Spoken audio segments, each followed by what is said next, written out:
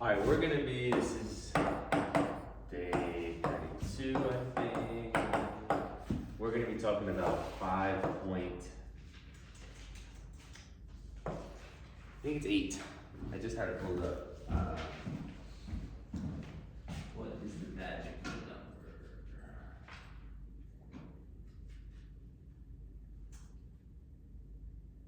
No, 5.9. Yay, 5.9. We almost had it. Obviously, it's not all that important, but 5.9, and we're going to be going over kinematics. How many of you guys are in physics? You guys have heard of kinematics before? Okay, so for the most part, it's the same thing. We just need to make sure that we see how the IB math world likes to ask these questions, because it's obviously a little bit different than physics. But if you are in physics and you have heard of kinematics, then you're in relatively good shape.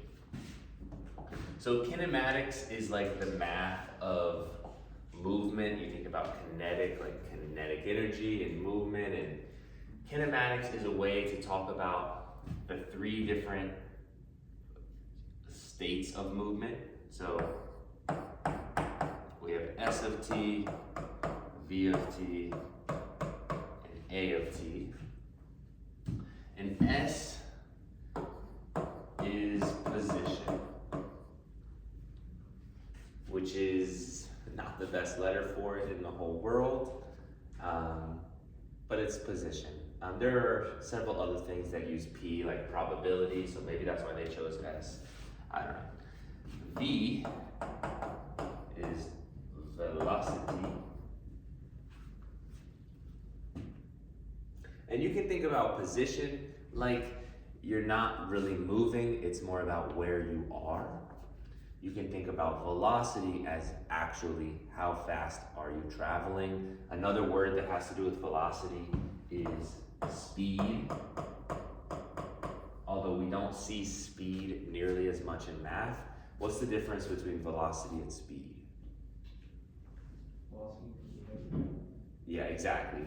Speed is basically always of a positive number. Velocity could be negative if you're traveling backwards or if you're, you know. And then we have A, which is acceleration.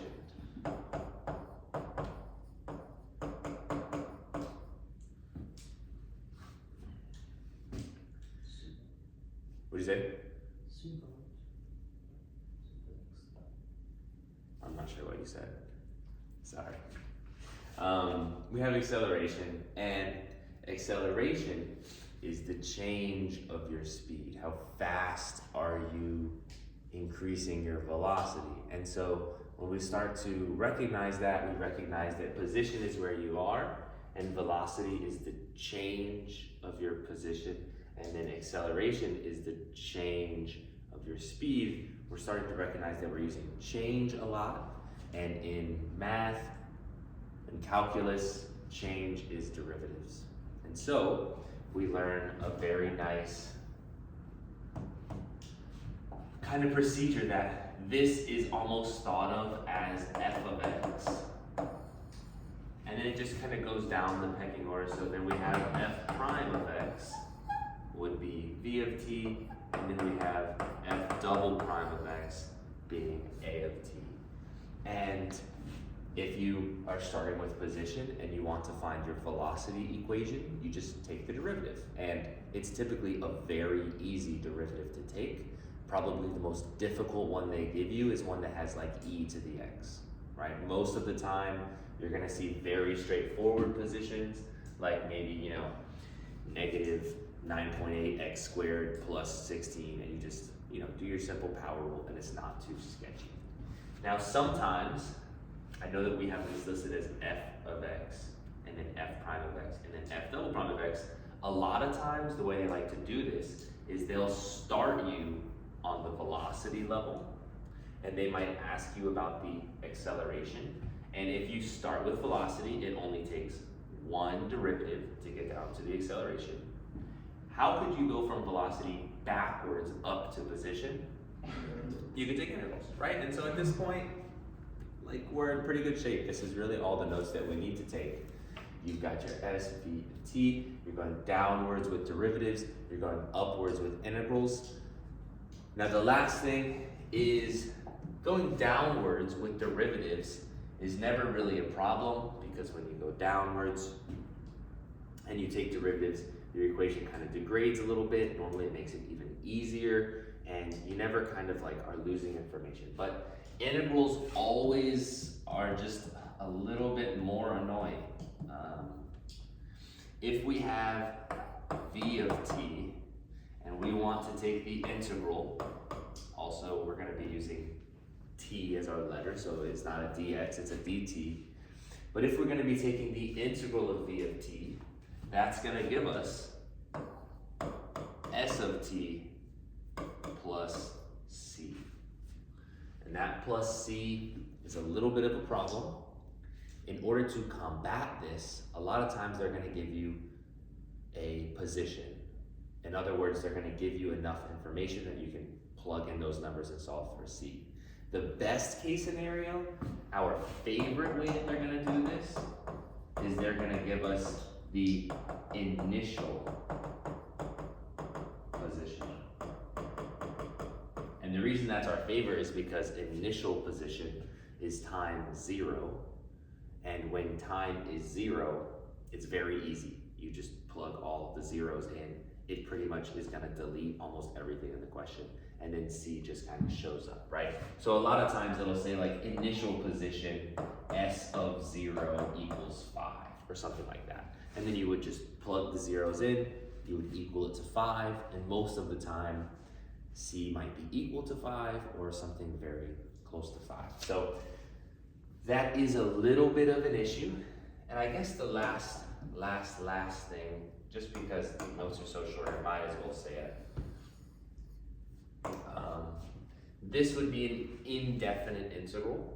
This would be our goal if what we wanted was an expression or a function. If we wanted an equation that we could use to help us find other positions. There are other things where we might use a definite integral.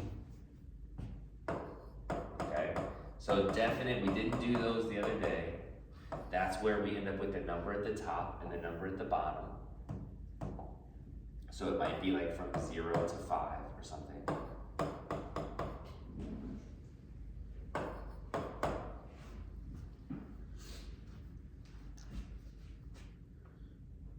And so what this is asking you is to take the integral of velocity. What is the integral of velocity? Position. And then, once we get position, we are then going to be plugging in a 5 and subtracting away, plugging in a 0. So the answer here would look like S of 5 minus S of 0. Now in the grand scheme of kinematics, your position at 5, subtract away your position at 0, what does that represent? Exactly, it's distance traveled. So sometimes students say, oh, I'm doing this distance problem and I'm a little confused about how to get it. If you think for a second that if the question asks you for distance, then they're probably hoping for a number, like maybe 17 meters or something. Again, I'm just making up numbers, but they're looking for 17. They're not looking for 5x plus 2. And so that tells us, well, if they want a number, then they probably want a definite integral. Then they probably want us to do a definite integral. All right, for the most part, that's what we got. There's not really all that much for us to kind of learn today. You just want to keep this hierarchy in your brain. Position, velocity, acceleration. You can go downwards with derivatives. You can go upwards with integrals. When you go upwards, you want to be careful with those plus c's.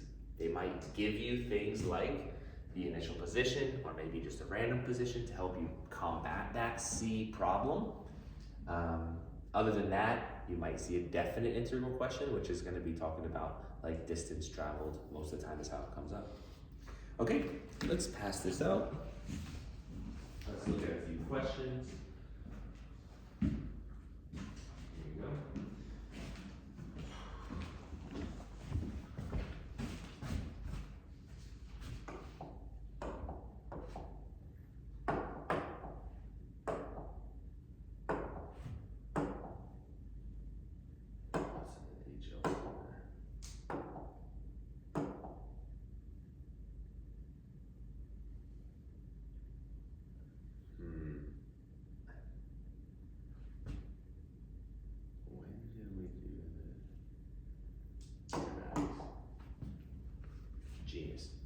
Okay.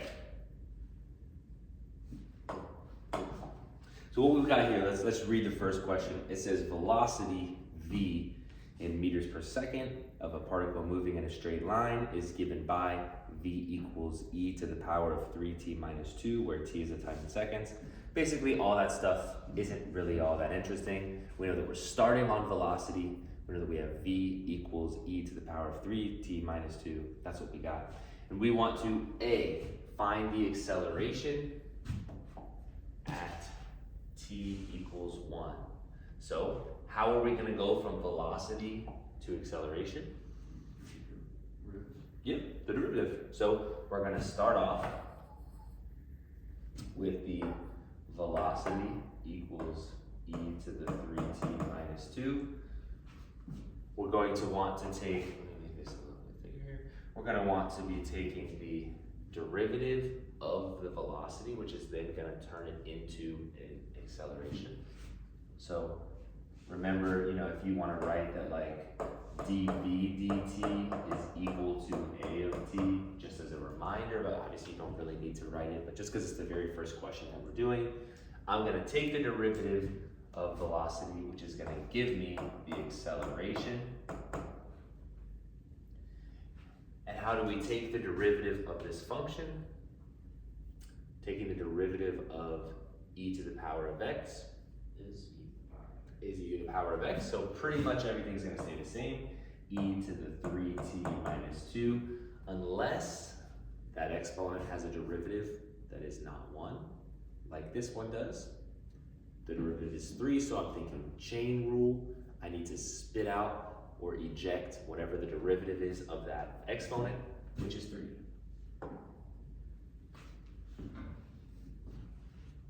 Again, that's relatively easy. We're just doing derivatives. It's been a while since we did derivatives, but there we are. Did we answer A, find the acceleration of the particle at t equals 1? No, not yet. So let's plug things in. A of 1 is equal to 3e to the 3 times 1 minus 2. 3 times 1 minus 2 is 1. E to the power of 1 is e. And so I'm getting 3e. We're doing kinematics, which means everything has to do with movement, which means everything will have a unit. Most of the time, meters per second or meters per second squared is what you can trust. If it's acceleration, that would be meters per second squared.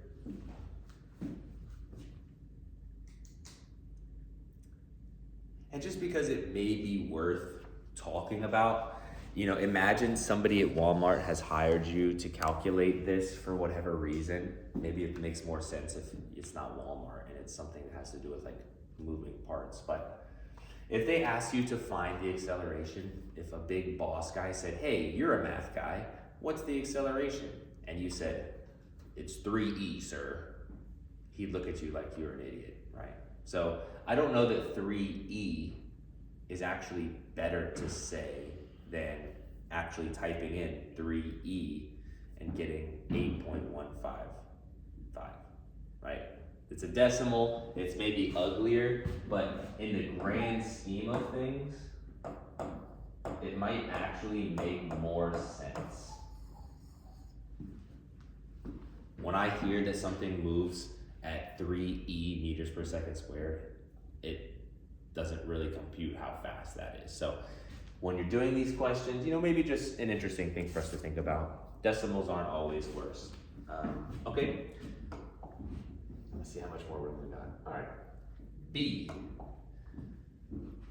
At what value of t does the particle have a velocity of 22.3 meters per second? Okay, so here we need to work with our velocity, which is nice. We already know what the velocity is. V equals e to the 3t minus 2. And when is the velocity equal to 22.3? Set up a little equation here. Now this equation isn't the easiest equation in the whole world to solve. You guys do have learned in the past ways to solve this question. Maybe they're, evading you for the time being, but this is also a with GDC question. And so you have the option here. You can either use a calculator to find out what this answer should be, or use some middle level algebra in order to solve this question. Does anybody know the algebra we would need to solve this question? So our issue is that we have the t as an exponent, and we can't really do anything with that. Natural log. Yes. The algebra that we could use to solve this question is natural log. Remember, logs allow you to take exponents and put them in front of the log, and that is the strategy that we can use to try to get things out of the exponent. So if we natural log both sides, take the natural log of both sides like this, that will allow us to take this exponent and move it in front of the natural log and kind of get it out of the exponent. And the good news is that the natural log of e is just 1, and it's just going to disappear for us anyways. And so if we natural log both sides, we will get to 3t minus 2 equals natural log 22.3. Now, natural log of 22.3, that's an ugly number. It's gonna stay an ugly number. But who cares? It's a calculator question. And so we can do this whole thing. T equals 2 plus the natural log of 22.3 divided by 3. That's just some pretty easy solving. I added the 2 to the other side. I divided by 3. And we can go to our calculator now, and we can type all this in. 2 plus ln 22.3 divided by 3. And I got the number t equals 1.701, and maybe we round that up to 1.702. Now this is great. To be honest, when I saw that this was a calculator question from the start, and I saw that I needed to solve for the value of t, I didn't even consider using natural log. I just decided I was going to use my calculator, okay? The strategy that I decided was that I was going to set one of these as a line and the other one as a line, and then see where those lines cross. That's when I know that those two things will be equal to each other, is when they cross. And so I set my y1 to e power 3x minus 2. I set my my second one as the natural log of 22.3. The only issue I might have is when I hit graph 22.3, I'm not sure if that's going to show up on my graph or not. And so, wait a second. I need to just put regular 22.3, not ln. Perfect. I need to make sure that the 22.3 shows up, so I would probably change my window. Maybe give myself a y minimum of 12 and a y maximum of 32. That way, I knew that my line of 22.3 would show up on my graph, and then I would just look for, hopefully, whenever that other piece showed up, and this is how it looks on the calculator. This is my answer. I can do second trace intersect, enter, enter, enter, and I get the same exact number without having to do any algebra. So, if you think to yourself, well, Mr. Collier, we already solved it with natural log, so you're kind of wasting our time right now, maybe, but there is a chance that when you get to a long IB test, you get to some algebra that you just, right? Maybe even something like this is evading you. And if you are allowed to use your calculator, you should just be able to set one, set the other, and find where they touch, okay? Again, you do have to think a little bit about zooming to make sure you can find the intersection, but sometimes it's easier than doing the algebra. The last thing here, C, it says, find the distance traveled in the first second. We talked about this in the notes. Luckily, again, if we're starting with velocity and we want to go back to distance, then we would want to use an integral. In indefinite integral would give us an equation with a plus c, but this just wants a distance. It just wants a number, and so we want a definite integral. So let's make a definite integral of the velocity, which was e to the 3t minus 2 dt. What are the bounds for our definite integral if we want the distance traveled in the first second? Starting at 0, ending at 1. Easy, right? Starting at 0, ending at 1. Now here's where we are. We could take our integral, plug these numbers in, but we are allowed to use a calculator.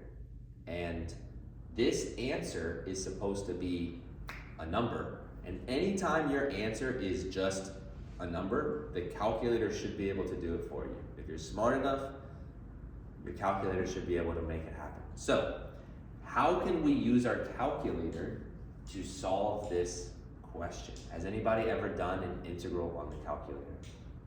Okay, good news, it's quite easy. You guys know how you have alpha y equals, and it helps you set up fractions? Well, there's alpha of those other buttons on the top as well.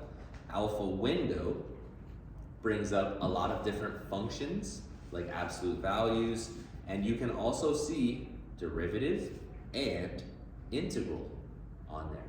The fourth one down for me, it's probably the fourth one down for you as well, is called fn integral, the function integral. So if you press enter on that, you can set up the bottom bound as 0 and the top as 1. You can type in the function here as e to the power of 3. Now this function is using t's. I would recommend just use x's, right? And it's so much easier on the calculator to use x's, minus 2. And then don't forget to put your letter in the dx part and make sure that they match. Dx.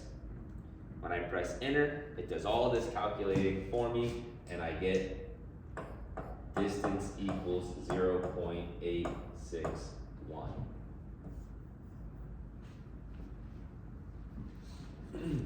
We got that in the calculator. Promise you know how to do this. Do you have a calculator? No.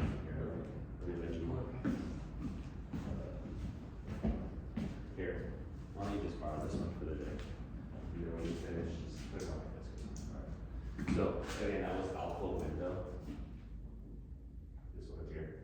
And then you see the English options, number 4. The HL kids were like, I've done lots of integrals, and they were pressing math 9.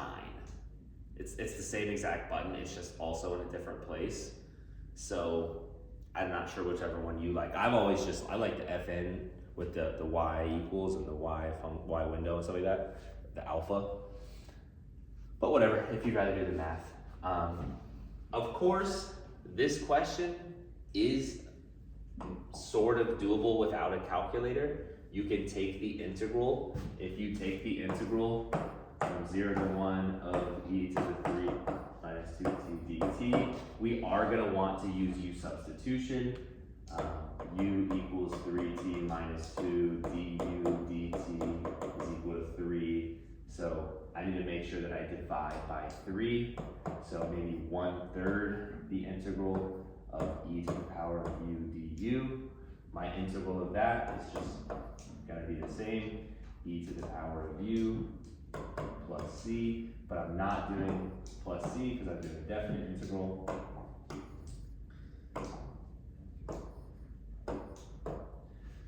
You can't plug in until you get your u back fixed. And this was something that I talked about with the HL students, and it's kind of a small thing. As far as I know, you're not going to be losing points for this on the IB test. But right now, we have this, which is a letter U, as we have started to take the integral, and we use U substitution. And these numbers here are not U variables. They're actually X variables, right? So our X equals 0 and our X equals 1. So as of right now, this 1 second snapshot of our question has a little bit of an incongruity where we have the u and the x at the same time, and we don't like having u's and x's going on at the same time. Sometimes when I took calculus, I had a couple different teachers, and I had some teachers that were like, you will never list the u with the x bounds at the same time. And other teachers are like, who cares? Just be careful not to put the x bounds into the u. So where we're at right now, just be careful. Do not put these ones into here until you trade them back out for what it's supposed to be. And I actually kept saying x bounds. For this question, it's t, but who cares? Now you can plug them in. And the thing about this is we're gonna end up using the calculator anyways. 1 minus 2 minus 1/3 e to the 3 times 0 minus 2. That's the worst 3 ever.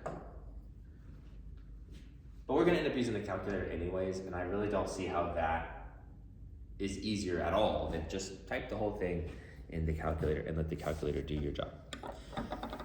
All right, so that was kinematics. We did a question. Again, kinematics is nice because it's a little bit derivatives and it's a little bit integrals. You don't get stuck doing only one.